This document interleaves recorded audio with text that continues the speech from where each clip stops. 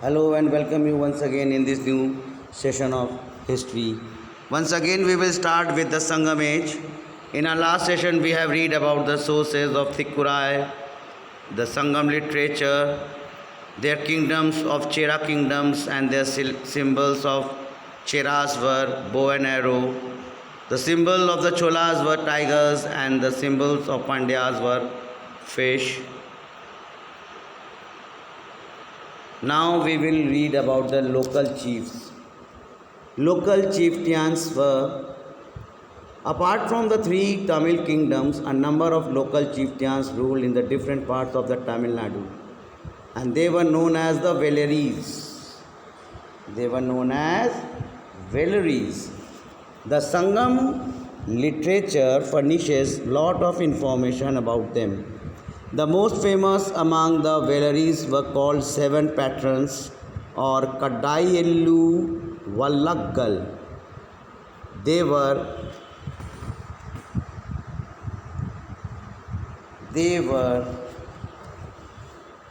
Pari, Ori, Malayan, Ellini, Peggan, Ai and Nalli. The local chieftains had extended patronage to the Tamil poets. They also had an extended to help to resolve the dispute between the rulers. For example, one of the most vital example was a Vaiyar. He played the role of the diplomat in the court of Adiyaman, and another Sangam poet, Kapila, had taken care of the Pari's daughters after his death. These local chieftains made generous donations to the poets, bards, and their consorts like the Cheras society.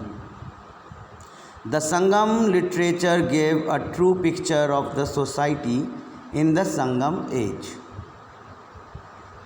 Their social classes were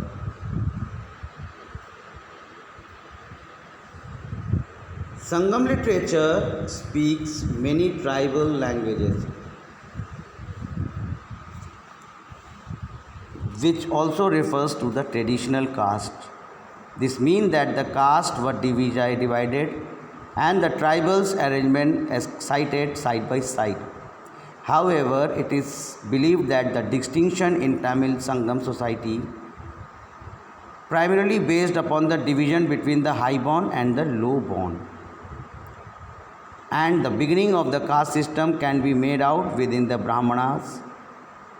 The large society remained casteless.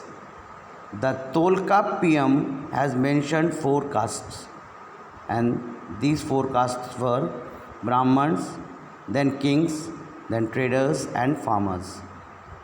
Ignoring most of the other names of the people, these reference that Tolkappiyam obviously show the influence of the Sanskrit social ideas. And Brahmins, during the Sangam age, Brahmins were very respectable and very learned community. Then they served the king occasionally as the judicial officers also. Priests and the astrologers were attached to the land and were proud of their country and their mother tongue. Vellaras were the land aristocrat.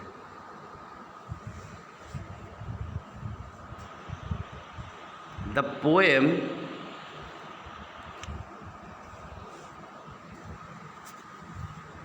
in the anthologies describe that the mode of human adaptation in each Tinai and the various social groups. The whole area was consisted with the 5 Tinais. Tinais means divisions. Hilly backwoods, that is Kurinji, parched zones, Pallai, pastoral tract, Mullai, wetland, Muruttam, and littoral land, Naital. And those social groups were the inhabitants in the hilly areas where hunters and gatherers lived. Second was the parched zone where the inhabitant lived in a plunder and a cattle life. Third one was in a pastoral tract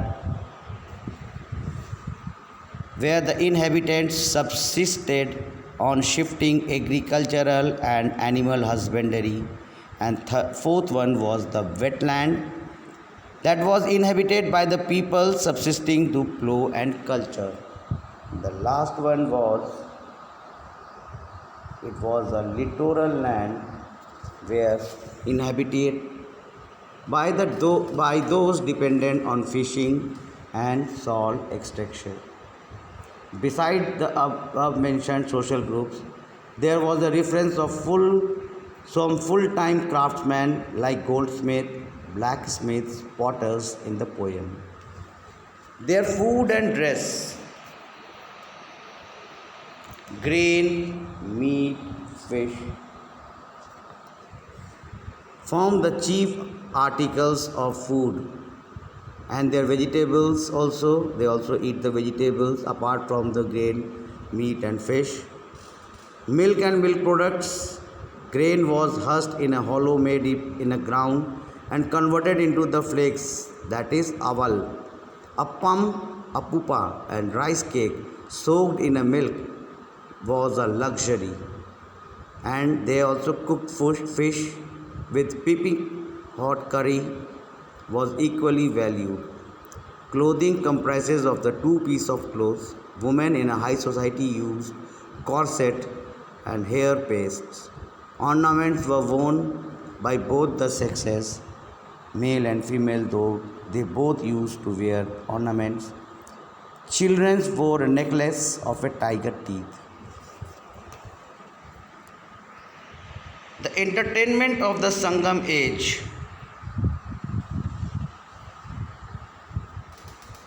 The Sangam age people made use of different modes of entertainment during their leisure time, like they loved music and dance. It filled a good part of the spare time, and in the village, cockfighting, goat fighting was very popular. Gambling was practiced widely, and wrestling was a common form of sport enjoyed by the youth, though at times it led to death of one of the contestants. The position of the woman during the Sangam age, the status of the woman in the Sangam society was not equal to that of the men. Sangam society consisted of different kind of women. They were married women who had settled down as dutiful housewives. They lived as a housewife. They looked after their husband and their children. There were female ascetics belonging to Buddhist or Jain traditions like Kondi Adigal and Mani Meghalaya. There was a large number of quotations also.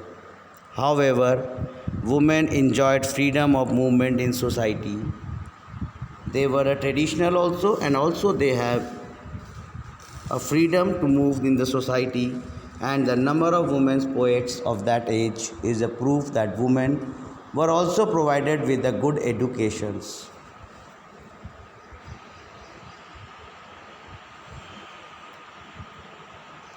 Now, the worship of Kannagi or Patini, the chaste lady, was perhaps a very early institution and was an extension of the worship of the goddess of chastity. Marriage. There was a little information regarding the institution of marriage during the Sangam age. Later work like Tokkapiyam and Kalaviyal says that the Aryans introduced the rituals and ceremonies of marriage. Marriage was known as a Karanam. These works also mention the spontaneous coming together of the sexes. The distinguished secret marriage formed an open alliance contracted with the consent of parents. Economic condition during the Sangam age was simple and self-sufficient. The people were believed very industrious, very laborer, and they believe in living well by earning wealth. The Sangam literature points to the existence of both the wealthy and the poor people in the society. The wealthy people included the king society. The wealthy peoples included the king and those surrounded by them. That means the wealthy peoples were the royal family. The division of the social groups into a rich and the poor people were accepted as a natural. Agriculture was also very developed. It was the main occupation, and their main crops were rice, while other crops were cotton, ragi, sugarcane, pepper, ginger, cardamom, turmeric, cinnamon, and different varieties of fruits, etc. They also built many dams, canals for irrigation, and also undertaken by the king himself. It is believed that Chera country was noted for its jackfruit, pepper, and turmeric.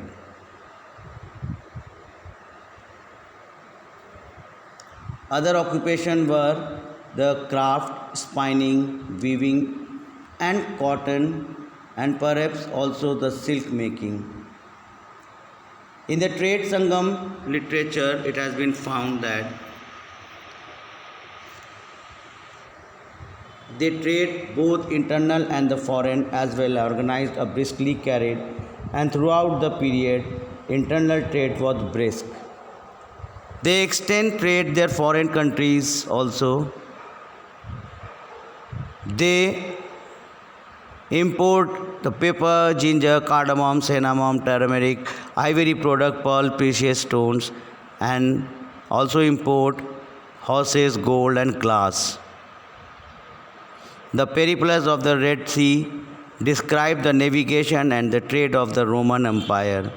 It is mentioned in the port like Nora, it is in Cananor, Tindis identified in Ponnani, and Muziris in Cranganore were the leading port of the western coasts. So we have seen in the Sangam literature that the three main kingdoms, the Cheras, the Cholas, and the Pandyas, how they ruled. These all are mentioned in the literature in the laureate period of Sangam age. So read this chapter, follow those two videos. We will meet in our next session with a new topic, with a new video. Till then, have a nice day and take care of your health.